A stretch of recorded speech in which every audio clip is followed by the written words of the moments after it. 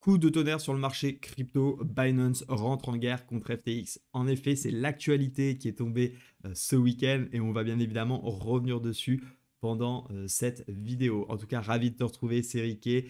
Super content de démarrer une nouvelle semaine avec vous tous. On a beaucoup de choses à voir cette journée dans cette vidéo crypto. Donc on va s'attarder premièrement rapidement sur ce contexte parce que ça peut avoir un impact et on va voir ce qu'il en est maintenant. On va bien évidemment s'attarder comme toutes les semaines sur le Bitcoin, voir un petit peu ce qui s'est passé la semaine dernière, où est-ce qu'on en est d'un point de vue weekly. On va aller voir également le DXY qui, je le rappelle, est l'indice cash du dollar parce que le BTC, le marché crypto dans sa globalité, les actions, en fait, les marchés à risque, sont corrélés au DXY dans le sens opposé, je reviendrai dessus. Je vais vous présenter également 4 crypto-monnaies d'un point de vue weekly, donc plutôt moyen-long terme, qui commencent à donner de très très bons signaux. C'est des crypto-monnaies qui ne sont pas connues nécessairement de tous. Alors certaines oui, il y en a deux qui ont fait le buzz ces dernières semaines, ces derniers jours. Donc forcément, vous en avez entendu parler si vous êtes dans l'écosystème. Pour autant, maintenant, on va voir un petit peu ce qu'il en est. Bien évidemment, il n'y a aucune garantie que ça continue la hausse. Pour autant, lorsque vous avez ce type de structure en weekly, vous augmentez quand même drastiquement vos chances, tout simplement de vous positionner peut-être dans un nouveau run haussier, dans une nouvelle tendance haussière. Et c'est donc toujours plus intéressant de commencer à racheter progressivement un marché qui se retourne à la hausse, qui commence à donner des signaux positifs, plutôt d'acheter des actifs qui ne cessent de descendre. Et pour terminer, bien évidemment, on reviendra aussi sur EGLD dont je parle beaucoup. Rappelez-vous, la semaine dernière, je vous avais parlé d'une zone qui m'intéressait, mais que c'était hyper poussif, que ça ne faisait que mécher. Et on va voir un petit peu ce qui s'est passé sur EGLD, si j'ai eu raison ou non de ne pas rentrer finalement. Voilà, c'est important de voir un petit peu les signaux qui s'invalident et voir ce que ça donne par la suite, voir si on a eu raison ou pas. Alors pour commencer, FTX est en effet, comme le donne l'article du journal du coin, je vous invite à aller le lire. C'est un article très synthétique, mais suffisant selon moi. Comme vous savez, je ne m'attarde pas trop à toutes les news qu'il peut y avoir autour de la crypto-monnaie. C'est important de les avoir en tête parce que bien évidemment que ça peut impacter le marché. Je le rappelle encore une fois, c'est le fondamental qui impacte les décisions moyen long terme, mais sur le court terme, je préfère trader ce que je vois et c'est pour ça que je privilégie l'analyse technique. Pour autant, c'est bien d'avoir une connaissance du marché sur lequel on évolue et c'est important d'avoir les gros faits divers, si je peux le dire ainsi, en tout cas les grosses news. Donc Binance a en effet annoncé via son CEO Changpeng Zhao, plus connu sous le nom de CZ, qu'ils allaient liquider les positions FTT qu'ils avaient depuis qu'ils s'étaient retirés du capital, comme l'indique l'article du journal du coin, ce qui représente quand même une certaine somme. Et contre-attaque, si je peux le dire ainsi, Alameda, qui est la maison, le fonds d'investissement derrière FTX, a tout simplement proposé, j'ai lu ça, de racheter justement ces FTT pour montrer la bonne foi. Alors pourquoi ils ont décidé tout simplement de vendre leur FTT? C'est ça qui est important. Alors, il y a plusieurs choses. La première, la raison a priori, ça serait qu'il y ait des annonces comme quoi FTX reposerait sur le même modèle économique, même modèle, le même schéma en tout cas, similaire à Celsius qui a fait faillite il y a de ça quelques semaines, quelques jours. Donc, forcément, dans un contexte toujours un petit peu craintif, c'est pas le top comme nouvelle, on va pas se mentir, c'est pas ça qui va pousser le marché crypto et Binance, par souci de transparence, a préféré indiquer son action. Coup de com', coup de concurrence, compliqué à savoir, je ne suis pas du tout assez expert, je ne me positionnerai pas sur cet avis, mais en tout cas, il faut quand même avoir ça en tête. Est-ce que l'objectif, du coup, c'est de mettre un coup derrière la tête, derrière FTX aussi, parce que FTX, quand même, connaît une très très belle croissance ces derniers temps, d'essayer de récupérer des clients? Honnêtement, j'en sais rien, je ne vais pas faire de théorie, de complotiste ou quoi que ce soit. Moi, je vais trader ce que je vois, mais c'est important d'avoir ça derrière la tête, ok? D'avoir ça dans la tête plus exactement, parce qu'on ne sait pas c'est pas ce que ça peut donner cette histoire et on n'est pas non plus à l'abri que le FTT s'écroule complètement. Suite à cela, on a vu des news progressives qui sont sorties. Je reprends Soluna, ça a commencé à baisser, on a dit non, ça va aller, et puis au final, on a bien vu ce qui s'est passé. Tout s'est explosé à la baisse, ça s'est complètement crash. Euh, donc voilà, soyons vigilants quand même quand on a des news de ce type. Je vous propose quand même de passer un petit coup sur la heatmap pour faire comme tous les matins, sur le marché crypto. Et donc, on a un Bitcoin qui lâche pour l'instant ses 21 000, TH pareil pour les 1600. Bon, voilà, on est en début de semaine, il ne faut pas se précipiter. Les gros ne sont pas encore revenus sur les marchés. On va déjà voir un petit peu ce qui se passe à l'ouverture européenne, même si moi je m'intéresse bien sûr à l'ouverture américaine. C'est là où il y a le plus de mouvements. Patience, on va voir. On a eu des beaux mouvements quand même ce samedi, des mouvements plutôt de correction dimanche. Comme d'habitude, je ne traite pas le week-end parce que pour moi, eh bien, il n'y a pas les gros. Donc souvent, comme je le dis, ce qui est fait le samedi est rattrapé le dimanche et inversement. Donc il faut vraiment être très très prudent le week-end et je préfère attendre le lundi après-midi pour regarder. Pour autant, ça ne nous empêche pas de faire un bilan sur la semaine passée et on va démarrer avec le DXY qui est donc l'indice cash comme je vous le disais. Je suis actuellement en daily. Pourquoi c'est intéressant de regarder? Tout simplement parce que, comme je le disais en préambule, le marché à risque, actions, crypto, et corrélé au DXY de manière opposée, inversée. C'est-à-dire que quand l'indice cash prend de la valeur, ça veut dire qu'il est plus intéressant d'avoir du dollar et nécessairement il est donc moins intéressant d'être exposé au risque par rapport à des actifs donc, qui peuvent présenter ce risque.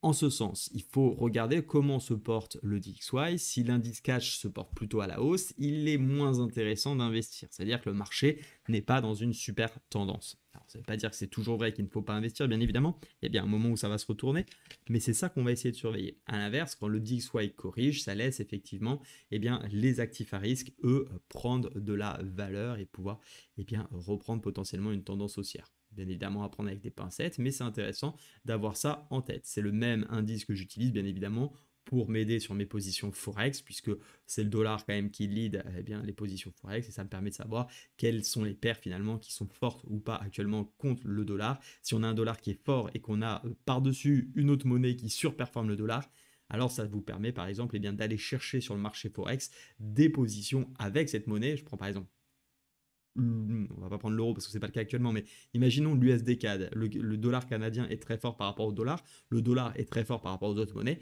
eh bien on va essayer d'aller trouver des positions en conséquence sur le dollar canadien par rapport à d'autres monnaies, comme l'euro qui est assez faible, comme le GBP qui est assez faible, donc de l'euro CAD, du GBP CAD, où on va essayer tout simplement de shorter l'euro et le GBP pour se positionner dans le CAD, puisque celui-ci surperforme le dollar américain. Vous voyez un petit peu la réflexion. Eh bien, c'est un peu pareil finalement sur le marché à risque. On va essayer d'attendre tout simplement quand est-ce que le dollar va commencer à corriger. Et on voit ici, depuis quelques temps maintenant, depuis fin septembre, qu'il est rentré dans une sorte de canal baissier. Alors, est-ce que pour autant, ça veut dire que ça y est, il est complètement à l'arrêt et qu'il se retourne? Non. Il marque une pause, d'accord? Ça permet effectivement aux actifs à risque de tout simplement rebondir. On l'a vu sur le S&P 500, on l'a vu sur le Dow Jones, un petit peu moins sur le Nasdaq, mais on l'a vu également sur le marché crypto qui a repris du souffle. Maintenant, quand je vois ça, qu'est-ce qu'il en est? Tant qu'on est dans ce canal baissier, ça reste plutôt OK pour le marché à risque, dans le sens où on a plus de chances pour l'instant de continuer à baisser. Maintenant, il va y avoir deux scénarios arriver à un moment. C'est soit on va casser par le bas, et dans ce cas-là, le dollar pourrait commencer à avoir moins de poids et ça pourrait vraiment lancer un rallye peut-être haussier pour le marché de la crypto-monnaie. Pourquoi? Parce que tout simplement, on aurait une faiblesse du dollar et ça pourrait réouvrir la volonté d'investir. En tout cas, c'est comme ça que je le vois pour ma part. À l'inverse, on pourrait très bien aussi casser par le haut et finalement faire une sorte de petit drapeau ici et donc avoir une figure de continuation, le dollar qui reprend de l'élan et moins intéressant bien évidemment de se placer du coup sur les marchés à risque. Donc ça, c'est plutôt pour le contexte macro qu'il faut avoir en tête, mais bien évidemment, encore une fois, moi je traite ce que je vois sur mes graphiques sur lesquels j'investis. Mais je trouve ça intéressant de l'avoir quand même en tête parce que si notamment on vient lâcher ce niveau, on voit qui avait fait résistance, cassé, support, donc une belle zone de polarité, et bien si on casse ce niveau avec la cassure du canal baissier, ça pourrait vraiment être très intéressant. Vigilance, bien évidemment, tant que nous n'y sommes pas. Allez, je vous propose tout simplement maintenant d'aller voir le Bitcoin. On va aller voir un petit peu ce qu'il a fait sur la semaine passée et où on en est. Toujours très intéressant, je vous le rappelle, de revenir en weekly. Je vais remettre les bons indicateurs pour mes trades. RSI qui a disparu. Je ne sais pas pourquoi mon RSI saute tout le temps. Peu importe. Donc, rappelez-vous ce qu'on a sur le Bitcoin. On a toujours cette divergence weekly très très intéressante qui est toujours en cours. Et donc, bien évidemment, moi, ça me donne envie quand même de commencer à regarder des achats. Bien évidemment, les divergences se trouveront toujours dans le sens, enfin en contre-tendance de la tendance de fond. C'est logique, ça diverge, ça veut dire que ça marque potentiellement la fin d'un mouvement. Donc nécessairement, on reste pour le moment en tendance baissière avec cette moyenne mobile 50, cette moyenne mobile 20. euh, à ce niveau-là. Donc, qu'est-ce qui s'est passé sur la semaine passée? Eh bien, tout simplement, on a confirmé, ça c'est intéressant quand même, on a confirmé qu'on a bien cassé ici le niveau des 20 500. On est en train de rapprocher cette semaine, ça ne veut pas forcément dire eh bien, qu'il faut tout annuler, loin de là, on n'est que à 20 800, mais pour autant, c'est vrai qu'on n'a pas passé le niveau des 21 000. Alors, en daily, qu'est-ce que ça donne? Donc en daily, on voit que c'est bien plus simple à lire. On a eu cette très belle cassure, on a confirmé et on est en train pour l'instant de corriger. On pourrait, vous voyez, je pense qu'en 4 heures, c'est assez visible, on doit avoir un petit support, enfin ancienne résistance ici, donc support qui pourrait tenir dans un premier temps. On est en train de l'attaquer ce matin, on verra bien ce que ça donnera par la suite. Et ça ne nous empêche pas de revenir tester une nouvelle fois cette zone, d'accord? Pour le moment, tant que de toute façon on ne redescend pas en dessous des 19 978 comme on le voit ici, on reste quand même dans un mouvement daily plutôt de rebond, court terme haussier, hein, puisqu'on fait des plus hauts, des plus bas, plus haut également. On a au moins un plus bas plus haut que le précédent et un plus haut que le précédent. Donc a priori, pas de raison jusqu'alors de revenir extrêmement baissier selon moi. Ça ne veut pas dire que je dis pour autant qu'il faut acheter. Il faut être très prudent, bien sûr.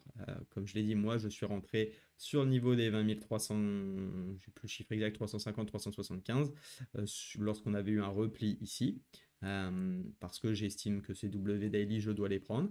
Je suis rentré, là ça corrige, est-ce que je vais vendre? Bien sûr que non, c'est pas du tout mon objectif ici, je suis pas du tout passé break-even non plus, et je vais juste laisser le marché faire, parce que je pense qu'on peut continuer à avoir un petit élan pour le moment. Après, c'est vrai qu'il serait intéressant quand même qu'on valide cette zone qui pour le moment est en train de lâcher. Donc voilà, pour l'instant, plutôt beaucoup de prudence sur ce marché Bitcoin. Ensuite, je vais vous montrer déjà RMRK. Allez, on va passer sur RMRK. Je suis rentré en position sur RMRK, je vais vous expliquer pourquoi et je vais vous montrer comment. RMRK, pourquoi je le trouve très intéressant déjà d'un point de vue daily. Weekly, pardon. Ça, je l'avais repéré la semaine dernière. D'accord? Ça, c'est magique. En weekly, c'est magnifique. Un W magnifique. Vraiment, il est splendide. Je vous mets en droite parce qu'il n'est pas forcément facile à voir lorsqu'on débute. Il est splendide. On avait une ligne de coup ici, on a bien clôturé au-dessus. Donc, j'avais très envie, semaine passée, de chercher tout simplement des achats. Bien évidemment, comme d'habitude, je ne cherche pas des achats n'importe où. J'ai repéré en daily cette zone rouge là où on voit bien. Support, support, on casse, résistance, résistance, résistance, résistance, résistance, on casse ici. D'accord? Le 31 octobre, on a cassé. Moi, comme souvent, vous commencez à me connaître, qu'est-ce que j'ai fait? Je suis allé chercher le dernier plus haut 4 heures que j'ai observé. Je l'ai vu à 2,67 ici. C'est pas compliqué. On a cassé. Clac, clac, clac. Alors, on a cassé, mais on est revenu en fait. Parce que je suis pas rentré le 31, je suis rentré plus tard. Yes, c'est ça. Donc ici, j'avais une droite, j'ai attendu, on a eu un premier élan et j'ai vu qu'on est revenu chercher la zone, j'avais remis une alerte, j'ai payé tout simplement l'ancien plus haut ici. D'accord? Je suis rentré dans cette bougie. Et pour le moment, bah, j'ai un objectif. Alors il y avait celui-ci qui était intéressant. Je vois qu'on est en train de faire une sorte de double top, donc c'est pas forcément l'idéal. Maintenant, encore une fois, je suis rentré sur le principe d'un W weekly. J'aurai un niveau d'invalidation à peu près à ce niveau-là. Et je vais laisser bien évidemment le trade continuer, puisque malgré qu'on ait un double top qui est une figure de retournement, certes, mais j'ai une tendance haussière en 4 heures, j'ai un W en weekly, j'ai la moyenne 50 et 20 qui peut m'amener un peu plus haut, et d'ailleurs c'est plutôt ce niveau là que je vise pour rien vous cacher, d'accord? Ce gros niveau ici, je vais me le retracer parce qu'il a sauté par rapport à ce que je m'étais mis. Ce niveau qui m'intéresse, où je vais avoir une première prise de profit, parce que vous voyez, hein, par rapport à mon niveau d'entrée, on sera quand même déjà sur un joli 58%. Donc, pas de mon capital, hein, de ma position, attention, hein, ne confondons pas tout. Et j'ai un stop loss qui est légèrement ici en dessous de ce niveau-là. Donc voilà au niveau du RMRK, très belle structure weekly qui m'intéresse beaucoup. Est-ce que c'est le moment de rentrer? Pour moi, non, parce qu'on est sous résistance. Tant qu'à faire, essayer d'attendre qu'il y ait peut-être un nouveau repli au plus près des MM20 et MM50. Ça peut arriver, pas de panique, ça arrivera peut-être, peut-être pas. Peut-être que ça va partir tout droit, c'est possible. Le train est passé entre guillemets pour la première opportunité. Soit on a la chance d'en avoir une deuxième, soit il n'y en a pas, et tant pis, on laisse partir. En tout cas, selon mes stratégies, après, libre à vous de faire ce que vous voulez. Je vous rappelle que je ne fais pas de conseils en investissement. Ensuite, on va passer tout simplement sur le Dodge, bien sûr. Alors, le Dodge, on en a beaucoup entendu parler. Forcément, désormais, il offre en weekly une très belle structure. Voilà. Voilà, magnifique W ici, très très beau. Pareil, est-ce que j'ai envie d'acheter comme ça? Non, je vais attendre un retour sur la zone bleue que j'ai dû tracer ici en daily, qui va m'intéresser, qui correspond à la mèche ici au dernier plus haut. Parce que pour l'instant, en plus, on voit qu'on mèche, qu'il y a eu des prises de profit, on voit que ça galère un peu. Donc, pas de nécessité ici à rentrer. Tu vois, si on vient rechercher plutôt cette zone, on aura l'ensemble des moyennes mobiles. C'est déjà un peu plus intéressant et ça correspond surtout aux deux derniers plus hauts qui avaient fait résistance. On n'a pas de pullback pour le moment, cette zone. Donc, dans un esprit où le marché pourrait encore corriger, ça m'intéresserait plus en termes de trading, en tout cas d'acheter du Doge autour de cette zone. Ok? J'espère que c'est assez clair pour toi. Je te rappelle d'ailleurs, et j'en profite, merci à tous ceux qui m'ont envoyé des messages concernant le coaching. Beaucoup de demandes. Je suis vraiment ravi de voir que déjà le contenu vous plaît, puisque si vous avez envie que je vous accompagne, c'est qu'a priori vous avez confiance en ce que je fais. Donc je vous remercie. Il y a déjà plusieurs coachings qui ont été validés. Donc je suis ravi de démarrer très prochainement avec vous. Et puis bien évidemment, il reste encore des plages, j'ai encore un peu de dispo. Donc si vous souhaitez profitez du coaching. Je rappelle un petit peu la démarche. Vous me contactez sur Instagram ou Twitter. Moi, je vous envoie un questionnaire.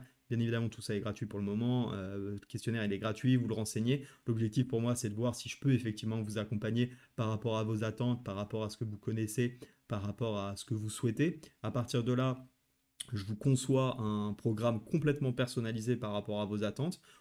On se fait un call pour en discuter, d'accord? Il n'y a pas de validation avant. On définit ensemble le nombre d'heures. Généralement, ça tourne à 10 heures parce que c'est le plus simple, parce qu'il faut quand même mettre des choses en place. Faire 2 heures de coaching, ça n'a pas trop de sens entre nous. On n'est pas obligé de s'engager directement sur les 10 heures, rassurez-vous, c'est ce que j'ai fait pour l'instant. Je propose 2 premières heures sur le programme des 10 heures. Le programme des 10 heures, il est défini. Je dis voilà, on fait 2 heures ensemble, ça vous plaît, on continue, on fait les 8 dernières heures, voire plus, c'est affinité si tu as besoin de pousser. Et si ça te plaît pas, et bah t'arrêtes. Comme ça, toi, tu vois, ça te permet de tester. Si ça correspond un petit peu à tes attentes, bon bah c'est génial, on continue. Et puis si ça te plaît pas, bah tu t'es engagé que sur 2 heures, c'est pas la fin du monde, ok? Et puis tu as quand même profité de ce que je t'ai donné, donc c'est quand même cool. Donc voilà, c'est vraiment, comme je l'ai dit à ceux que je vais accompagner, moi l'objectif, enfin, comme tu l'as vu, je trade à côté. J'ai envie de partager ce que je connais parce que j'adore partager, j'adore transmettre. C'est ce que je faisais dans un passé professionnel, je l'ai déjà expliqué, en tant que responsable commercial. Et j'ai envie de continuer sur cette lancée, de pouvoir toujours continuer à apprendre. Et j'ai, je pense, de quoi vraiment aider des personnes qui ont envie de se lancer et d'avoir une stratégie rentable. Alors bien évidemment, ce que je promets, je l'ai déjà dit notamment dans la vidéo d'hier, je ne vais pas revenir dessus, mais c'est pas monde et merveille, d'accord? Moi, ce que je te promets, c'est de te donner une stratégie qui est rentable sur le long terme. Mais après, tu peux avoir toutes les stratégies rentables si tu travailles pas, si tu t'y mets pas, si tu n'es pas rigoureux, tu n'y arriveras pas. Tu peux payer tout ce que tu veux, tu n'y arriveras pas. Ok? Donc n'oublie pas que le fait de payer un coaching ou une formation ne fait pas de toi un trader gagnant. Le trader gagnant, il s'acquiert avec l'expérience plus des bases solides. Voilà. Donc déjà, il faut avoir ça en tête. Je reviens donc sur le Dodge, donc n'hésite pas à me contacter aussi si tu le souhaites. Sur le Dodge, donc on attend ce repli ici et on essaiera de payer tout simplement.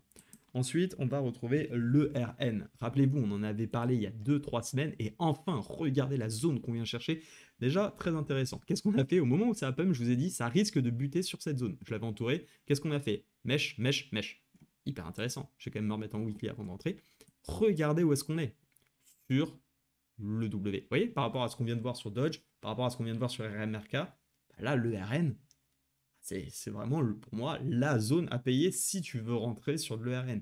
Bien évidemment, tu n'es pas obligé de rentrer partout. Calmons-nous, il y a du temps, d'accord? Parce que si tu ne sais pas ce que fait l'ERN, si tu n'as jamais entendu parler de l'ERN, si tu rentres juste parce que tu te dis ah putain, Ricky, il a dit qu'il y avait un W, c'est pas suffisant. C'est à toi de décider si effectivement ça vaut le coup ou pas. Moi, comme ça, a priori, d'un point de vue pur trade, ça m'intéresse. Qu'est-ce qui m'intéresserait plus? Qu'on valide en fait cette zone. Honnêtement, j'ai pas envie de payer directement la zone. Pourquoi? Parce qu'on le voit, c'est un coin à mèche. Je suis pas trop fan de ces coins qui mèchent énormément. Tu vois, il y a beaucoup de volatilité. Toutes ces zones-là, c'est pas agréable. C'est pas agréable à trader parce que tu vas faire beaucoup de swings. Donc quand tu es débutant, c'est pas des coins que je recommande en tout cas à trader pour la simple et bonne raison que tu n'as pas forcément une émotion ou une psychologie qui est toujours très stable, ce qui n'est pas du tout péjoratif, hein, ce que je dis, mais c'est une réalité. C'est pas facile hein, de voir un coin qui fait plus 25 et là, tu reviens le soir, plus 5%. Ah bah merde, mes 20%, j'ai pas pu prendre profit. Donc du coup, ça se trouve, tu vas vendre. Donc voilà, évitons ce type de coin. Moi, je le conseille pas trop. En daily, on reste sous les moyennes mobiles, c'est complètement plat. Donc il y a bien sûr possibilité encore d'un échec sur cette zone. Hein, on n'a pas rebondi direct. En revanche, c'est vrai que si on se met en 4 heures, tu vois, confirmer, si on a fait un petit W, donc c'est plutôt intéressant, on avait fait un premier W, un W là, c'est vrai que tu vois, confirmer une cassure au-dessus de cette zone qui serait tout simplement aussi au-dessus de la zone de cette polarité là. On voit, hein, ça a tenu, plusieurs travails autour de cette zone, pour l'instant en résistance, on va casser cette zone, se rappuyer, acheter les 2.916, aller chercher le haut, mettre un stop loss là, dès qu'on est en haut, se sécuriser, attendre la cassure, si ça casse, bon bah ça part, on est dedans, si ça revient nous chercher, on est break-even. Voilà, c'est à peu près le plan que je vois ici, qui me paraît intéressant et je préfère avoir ma garantie qu'on repasse au moins ce niveau-là, parce qu'ici on a encore des chances d'échouer. Pour le moment, on est quand même très plat sur les, comment te dire, les moyennes mobiles en 4 heures, donc on est en fait dans un range, hein, ni plus ni moins ici. Donc tu as une chance sur deux en fait d'être dans le bon sens. Je fais pas du gambling, j'évite de prendre comment dire, des setups où j'ai une chance sur deux. J'augmente bien évidemment beaucoup plus mes chances de réussite, donc je préfère patienter tout simplement. Et enfin, pour terminer ah non, pas pour terminer, pour terminer les analyses weekly, l'INJ, très intéressant l'INJ, on en a parlé en live, et il y avait quelqu'un qui me l'avait soufflé en live, effectivement très intéressant, là on a bien cassé, pareil, je vais attendre le repli, ok, repli sur cette zone, tant qu'on ne replie pas trop d'intérêt, intéressant, on a réattaqué la moyenne mobile 200, moyen qu'on se fasse rejeter un peu, pourquoi pas revenir, tu vois, chercher la 50 et la 20, ça correspond aussi au dernier plus haut qu'on a là, et repartir derrière dans une jolie tendance haussière. Peut être très intéressant. Et enfin, c'est ça que je voulais te montrer, pardon, le GLD USDT. J'en ai parlé également les semaines précédentes, rappelez-vous, et regardez. Eh bien, alors, de là à dire que j'ai eu raison, oui, j'ai eu raison parce que c'est ce que le graphique me dit. Ça aurait très bien pu partir comme une balle. En revanche, je suis content, tu vois, de ne pas avoir pris position pour plusieurs raisons. Parce qu'on l'avait vu, cette zone ici, noire, on se l'était dit, c'est compliqué à passer. Et même quand celle-ci, elle a passé, il n'y avait pas de volume. On l'avait vu, hein, je rappelle-toi, c'était le mardi, je l'avais dit, ça a cassé, mais j'aime pas. Derrière, on fait un doji, on fait cette bougie. Bref, il n'y a pas une réelle volonté d'impulsion haussière. Et qui plus est, on avait cette résistance au-dessus de la tête. Ce qui faisait que non seulement on n'avait pas une réelle volonté, en tout cas les bougies ne retranscrivaient pas une réelle volonté de casser par le haut, de plus on a une résistance au-dessus de la tête, donc ça limite quand même, on va dire statistiquement, la chance qu'on explose complètement à la hausse. Et du coup, même avec un risque ratio, c'était pas bon en money management. Donc j'avais dit, je ne prendrai malheureusement pas de l'EGLD, même si voilà, on est sur une petite correction haussière, parce que je trouve ça poussif, parce que ça explose pas, et tout simplement, eh bien, j'ai préféré rester en dehors de ce coin, et pour l'instant, eh bien, le marché nous donne raison. Donc attendons un petit repli, quelque chose de plus pertinent, plus intéressant, et je pense qu'on aura l'opportunité de rentrer. Voilà, j'espère que c'était clair pour vous. Je vous retrouve cet après-midi pour l'émission de scalping et pour un live ce soir sur bien tout simplement la possibilité d'analyser ensemble vos cryptos, comme je l'ai indiqué sur Telegram. Bienvenue d'ailleurs à tous ceux qui nous ont rejoints. N'hésitez pas à rejoindre, c'est un canal qui est gratuit. Vous avez le lien en description. Excellente journée à tous. Restez prudents sur les marchés. Ciao!